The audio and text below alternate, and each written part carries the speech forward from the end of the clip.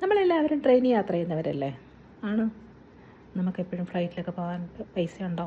പൈസയില്ല. അതുകൊണ്ട് നമ്മൾ ട്രെയിനിനെയാണ് ആശ്രയിക്കുന്നത്. അപ്പം ഞങ്ങൾ തിരുവനന്തപുരത്ത് നിന്ന് ബാംഗ്ലൂരിലേക്കൊരു ട്രിപ്പ് പോയി. അതിനുശേഷം അടിച്ചു പൊളിച്ചു. അതിനുശേഷം ബാംഗ്ലൂർ SMB റെയിൽവേ സ്റ്റേഷനിൽ നിന്ന് തിരുവനന്തപുരത്തേക്കൊരു സ്പെഷ്യൽ ട്രെയിൻ ഉണ്ടായിരുന്നു. 7 മണിക്കായിരുന്നു. പക്ഷേ അത് ലേറ്റായി 9 മണിക്കാണ് വന്നത്. അപ്പം ഞങ്ങളകത്ത് കയറി, ഞങ്ങൾ ഭക്ഷണമൊക്കെ കഴിച്ചു, കുറേ വർത്താനമൊക്കെ പറഞ്ഞു. ഇതിനെ കാണാൻ ഞങ്ങൾ ഒരു ഗ്യാങ്ങായിട്ടാണ് പോയത്. അപ്പോൾ ഇതെല്ലാം കഴിഞ്ഞിട്ട് ഒരു 1:30-2 മണിയായെന്ന് തോന്നി ഞങ്ങൾ കിടന്നത്.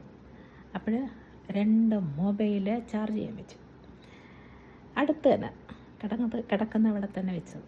പക്ഷേ രാവിലെ ആയിട്ട് നോക്കിയപ്പം 2 മൊബൈലും കാണാനില്ല.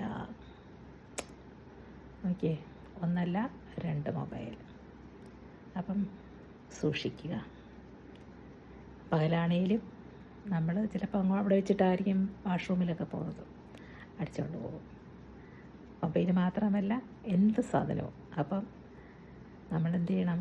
ശ്രദ്ധയോടിരിക്കുക. നമ്മുടെ സാധനങ്ങൾ വെച്ച് ലോക്ക് ചെയ്ത് സുരക്ഷിതമാക്കുക. Okay, by.